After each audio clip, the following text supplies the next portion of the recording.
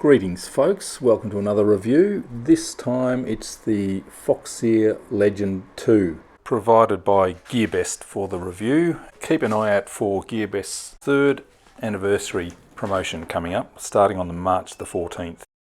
It's marketed as a 4K action cam in the same sort of profile as the Mobius and the Foxeer Legend 1. Now I've done a review on the Foxeer Legend 1 and this is one of my favourite cameras, apart from the Mobius, which is my all-time favourite. Oops, I turned it on. So the Foxeer Legend 1 has really nice, bright, sharp images, which I really like. But the only problem is you need to connect it to a PC. You can't connect it to a Mac to configure it. You sort of have to set it and just use it as is, which is a bit frustrating for me. The Legend 2 is Wi-Fi enabled, so we can configure everything via an app, which is a very nice feature. It can do 4K 24 frames a second, 2K 30 frames a second, 1080 60 and 1080 30. 1080 30 is what I use most of the time. For high speed stuff I might use 1080 60 sometimes. I don't usually use 2K or 4K. So alright, let's have a look at it now. You get a one-page pamphlet which is totally inadequate. There's no manual with it, which is a pity because it has some pretty complicated functions that you really need a manual to work out how to use. Here's the unit. It's a very nice looking little camera. It's a little bit wider than the Legend 1, a little bit shorter. Pretty much exactly the same width though. Has a micro HDMI and a micro USB connector. Micro SD card slot on the side, pretty well unprotected lens, some cooling vents on the top, mode button and shutter button, and there's a little Wi-Fi indicator there, and nothing on the bottom. You also get a box of goodies, some Velcro tape and some straps, very nice, looks like an FPV cable. Very good, and we get a nice mount with a tripod connector, a lens, proper lens hood. Look at that, that's good. That's a great idea. No one else has them really, so I really like that. Nice silicone rubber cover for protection,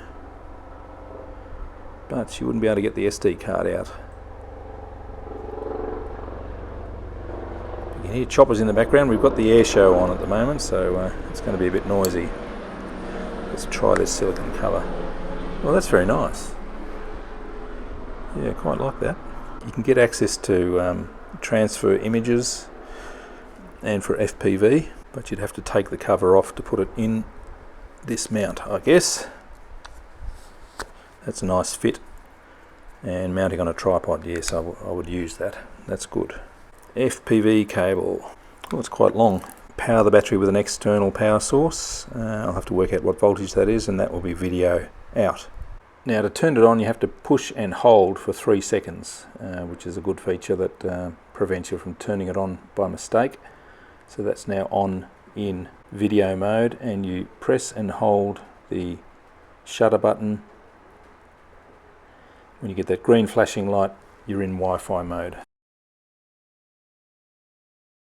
So first up you have to go to your settings, make sure that your Wi-Fi has picked up the Foxeer Cam Wi-Fi. You may have to turn off your personal Wi-Fi to get to that. That's good. So now we can start up the Foxeer app, connect the camera, connect Wi-Fi, and there it is. Might put that over there. That's a better view. Yeah, so you can start and stop recording using the start and stop button there. You can change modes using this button. You can change from video, time-lapse, single, auto, continuous and burst. We'll stick with video. And we've got a settings button up the top here. Push the settings button, then we can change all the different parameters here. I've got 1080 30, but it goes right up to 4K 24 frames a second. We'll stay where we are. You can change the quality, you can change the field of view from wide, medium, narrow. I would always stay on wide. These two just make the image quality reduce too much, it's just cropping it down. You can turn the video stamp off. Now this is something that I'm not too impressed with. Whenever I go back into the Foxeer app, some of the settings are changed, and if I leave it like that, that's going to reset the camera to something that I didn't want. So I want the stamp off. That often changes to stamp on for some reason. You can change the volume of the mic. You can get more settings by hitting the advanced settings there. White balance, you can muck around with white balance. Exposure compensation, all these are really nice things to be able to adjust to tweak the settings so that you get just exactly the image quality that you want. And from what I've been mucking around with it a bit, and it does need some tweaking. I think the colour is too vivid at the moment. I'll do some more tests and show you what I end up with. But just having it on normal, it seems like it's too saturated. Sharpness, it does also seem to be over sharpened, so I may well be changing it to low sharpening. But we'll check out that later on. Still photos up to 12 megapixels, quality stamp on and off. Then you can change all the other settings as well. Camera settings, you can rotate it upside down, which is good. Light frequency, metering, high dynamic range, electronic image stabilization. Now I had that off before, now it's turned itself on. That's one of the annoying little features. I think the app still has some more development to do, and maybe sort of updates will make these settings stick. Like an image stabilization setting, and that also crops down the image a bit too, but I'll test them later on. But yes, I had actually chosen that to be off. You can turn the beeps on and off. You've got a lost alarm here, and I believe, I haven't tried that out, if the image stays still for a few minutes it will start beeping, which is nice. On-screen display, that'll be for FPV view, I guess. Turn on Wi-Fi, I don't know what that is.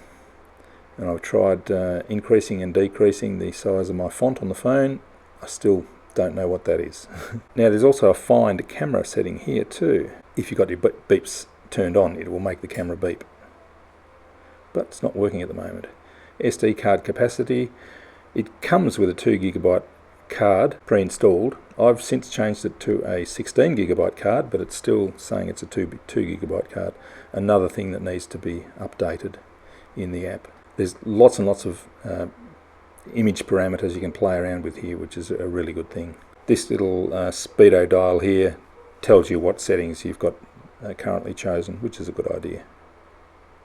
So this little stack of papers down here is for transferring from the camera to the phone. You can transfer videos and photos from the camera onto your phone. There's that one that I've just taken a little while ago. I won't do that for the moment. Alright, time to test out the FPV function. I have the AV and FPV cable plugged in. I just have the video out, plugged into video transmitter. Camera's just powering itself. Nothing in the goggles yet because I haven't turned it on, so I'll turn the camera on. There we go.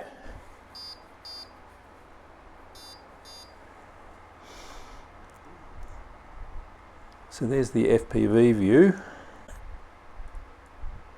Doesn't seem to be too much lag at all.